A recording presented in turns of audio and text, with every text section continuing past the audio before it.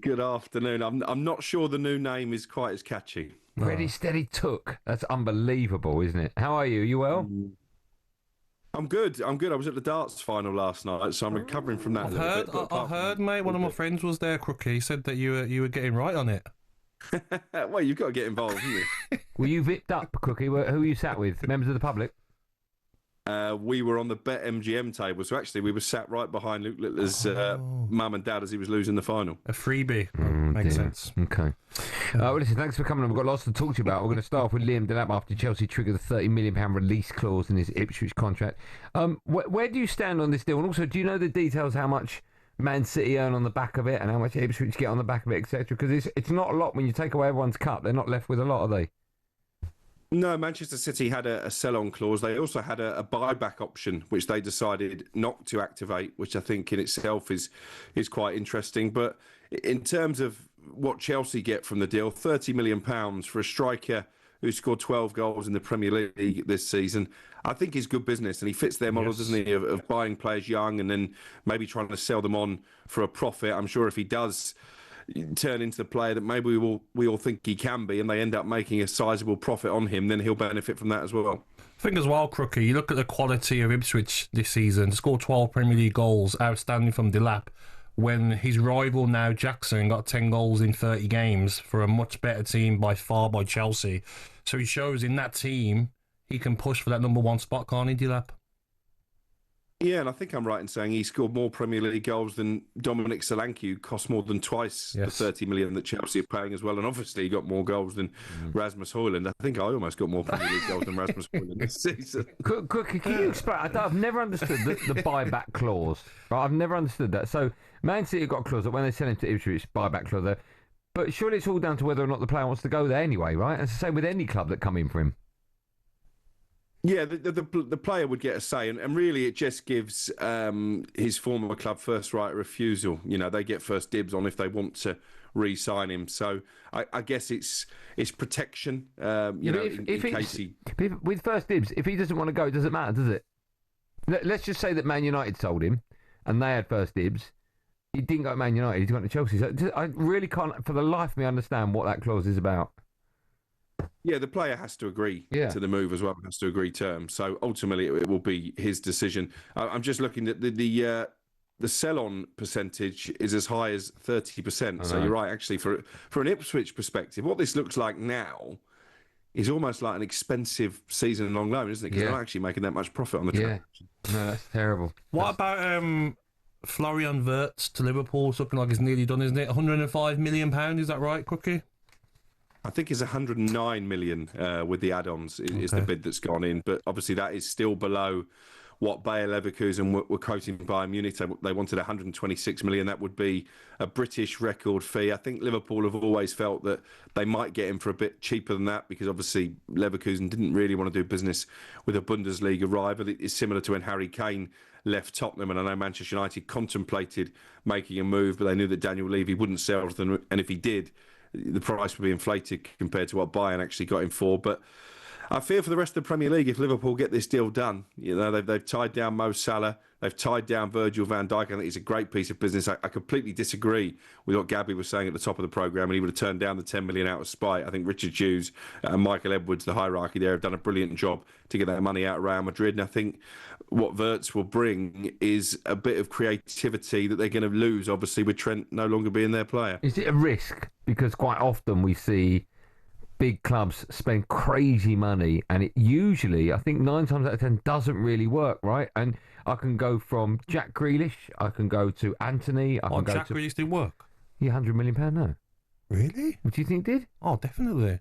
Really? Why they... Nair was a big part of them winning the treble. How many Premier Leagues did he win? 2, 3? Yeah, but I wouldn't say they've got £100 million worth of... Oh, I think you're Would wrong you? there. I think you're out of line, mate. Okay. I think you're out of line. You're carrying that fence, Crookie? Okay, you're gonna go on, Crookie. You can back answer me, that one. Crookie, or... When you look at £100 million players, have they got value for money, Man City, with Jack Grealish or not? No, I'm not convinced. I mean, yeah, he did win the treble and he did play a part in that, but I'm not sure it was £100 million part. He's on massive wages as well, Jack Grealish, which is a problem if City do try and move him on this summer. So, no, I'm probably more in Andy's camp than I am yours, Gabs, on that one. But in terms of Liverpool, yeah, of course it's a risk because, we've seen a lot of players come from the Bundesliga. Timo Werner, I remember Kevin Hatchard waxing lyrical about him, and he's been a flop, really, in English football. Jadon Sancho, the same. His best football has been at Dortmund. Yes. But I would put my faith in Richard Hughes. I think you look at the recruitment job that he did at Bournemouth, and I think his recruitment and his judgment is pretty sound. So I'm going to stick my neck out and say this is a good signing. Okay. Let's talk about Bruno Fernandes. There's an offer, we're led to believe, around about £100 million for him to go over to Saudi. And he's got, I think, 24, 48 hours left to make his mind up on it. He's supposedly on about £700,000 a week if he accepts it. Where are you on this one, Cookie? As a huge Man United fan, it pains me to say it because he's probably our only outstanding player. And if you look at his numbers, what he's done since he's been at Man United, they are above and beyond the majority of players in the Premier League. But if you've got a player that's approaching 31, you're going to be offered £100 million for him. It's difficult to turn down, isn't it? Yeah, I agree. And actually, before I give you my opinion, let's hear from Fernandes' manager, Ruben Amorim. They had another meaningless game over in the Far East today. Amorim spoke after that match, and this is what he had to say about Fernandes' future. You can see by the performance, you can see by the leadership, the passion that he has for the game. So it's really important, especially in these kind of moments. And you could see that in the last game, I felt that the team was without pressure and they performed quite well. Everybody wants the ball, and but we had some difficult moments. And in that difficult moments, you can see that Bruno is the guy that take that responsibility. He should be, because he's the captain, he's experienced, so it's really important for us and really important for what we want to build with this team. There you go, Ruben Amorim setting his stall out. I think he's been quite definitive, actually, whenever he's been asked about Bruno Fernandes and that interest from Al Hilal, that he wants him to stay. I do take your point, Andy. As you say, he's going to be 31 on his next birthday. It's a lot of money at a time when Sir Jim Ratcliffe says funds are running low at Old Trafford. But I'm coming down the side of the argument, actually, but for Bruno Fernandes, exactly, I think United might have been in real danger of relegation. Joint top goal scorer this season in the Premier League as well, 8 goals with Diallo. You're losing your main player there, Crookie.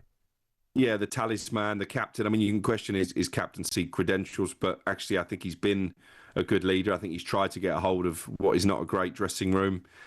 I think they need to make a statement and keep him. I really do. And actually, I'd be a bit disappointed in Fernandes himself. Yes, 700 grand a week is life-changing money to you and I. But if he was going to go to Bayern Munich or Real Madrid or Barcelona and he was going for sporting reasons, I would back it. It just wouldn't sit right for me, a 31-year-old in the peak of his powers, going to play in Saudi Arabia. What about Sesko to Arsenal then, Crookie? He's had a decent season, 13 goals, 5 assists in the Bundesliga, 21 years of age. Is he ready to be the man that Arsenal needs straight away? Arsenal don't need a striker that's going to be the man in 2 years. They need a striker who's going to score the goals now. Well, again, it would be a gamble. I think he's a really talented player. I've seen him play internationally. I've seen him play in the Bundesliga as well, and I think he's got the attributes. There are 2 strikers seemingly on Arsenal's shortlist, him and Victor Gyökeres, and I guess both are a gamble. Gyökeres has got that experience of English football, albeit mainly in the Championship with Coventry, but he scored a lot of goals in the Champions League this season for Sporting. Either way, they're going to have to fork out a fair amount of money. I think it's 60 million for Gyökeres, a bit more probably for Šeško, but he's the player that Mikel Arteta tried to sign last summer, tried again in January. So clearly he's a big fan. But either way, I think you're taking a little bit of a risk. But there's not that many number 9s out there. And again, that, going right back to the start of our chat, £30 million for Liam Delap when there's a dearth of number 9s is good business. Just before I let you go, I understand that Man City are looking at a midfielder from AC Milan. They are. Do you know what? I absolutely knew that you weren't going to try and pronounce this name. What are you talking about? What's his name again, Crookie? Come on, Crookie. That's why you pay the big bucks. I know. Tijani Reinders from AC Milan. Reinders, yeah. Well done, Crookie. Well done. That's a fella. 70 million euros is the valuation that Milan have put on him. I think City would want to pay a bit less, but they are trying to get this deal done. And I think they're in a hurry to get a couple of signings over the line before the Club World Cup, which is only 2 weeks away now.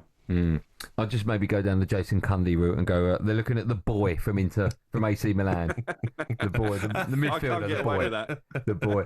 Quickly, listen, what are you up to the weekend? You got a barbecue, you seen the family, what are you doing? Going to a barbecue tonight. Going to watch the Champions League final tomorrow, and then I'm back on the Sunday session with Sam Face and Perry Groves on Sunday afternoon. Wonderful. Who's going to win the Champions League?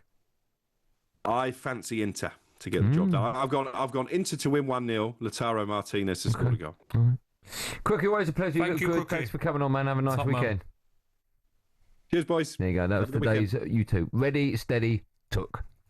talkSPORT Drive with Andy Goldstein. Monday to Friday afternoon from 4 on AM, on DAB, via the talkSPORT app and on your smart speaker. talkSPORT.